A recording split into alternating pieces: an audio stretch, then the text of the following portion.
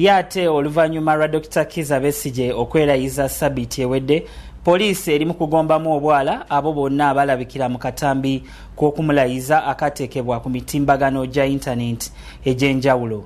Bano omuli Wafula Oguti, Waswa Birigwa ne Geoffrey Ekanya be balabiddwako ku kitebe kya poliisi ekikesi ekisangibwa waneeno ekireka. Omusasi waffe abaddeyo katuwa ebisingawo ku mboozi eno.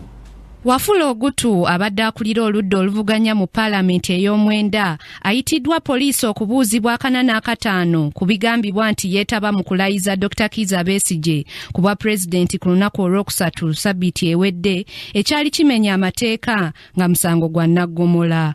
Poliisi egamba nti Wafula Ogutu, Waswa Birigwa ne Geoffrey Ekanya baazibiikiriza ekikolwa ekyokulya mu nsi olukwe bwe beetaba mu kulayiza Kizza Besigye. Bw'abadde atuuka ku kitebe kya poliisi, Wafula Ogutu ategeezezza poliisi nti tatambudde na puliida we gwagambye nti taliimu mu kibuga. Wafula Ogutu ategeezezza bannamawulire nti abadde tamanyi misango gimuvunaanwa era ne yeewaana nti poliisi bw'eba erina obuyinza ekole kyeyagala. Ogutu akunyiziddwa omuduumizi w'ekitongole kya poliisi ekinoonyereza ku misango Mark Odong mu kasenge wabadde tewakkirizibwa bannamawulire, naye era avuddeyo nga tawandiise statement olw'okuba nti tabadde na puliida we.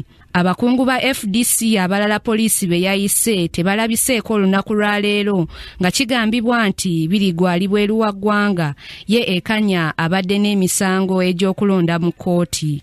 Abakungu bano kuyitibwa ku poliisi kyaddirira akatambi akafulumira ku mikutu gya intaneti egy'enjawulo nga kalaga Dr. Kizza Besigye ng'alayizibwa ku bwa pulezidenti w'eggwanga. Dr. Kizza Besigye akyakuumibwa mu kkomera era nga yasomebwa emisango gy'okulya mu nsi olukwe we yalabikirako mu kkooti ya Moroto ku lunaku olwokutaano Sabiti ewedde. Grace Nantale Kakooza, Joan Comfort Agazo, Kingdom TV amalindirire.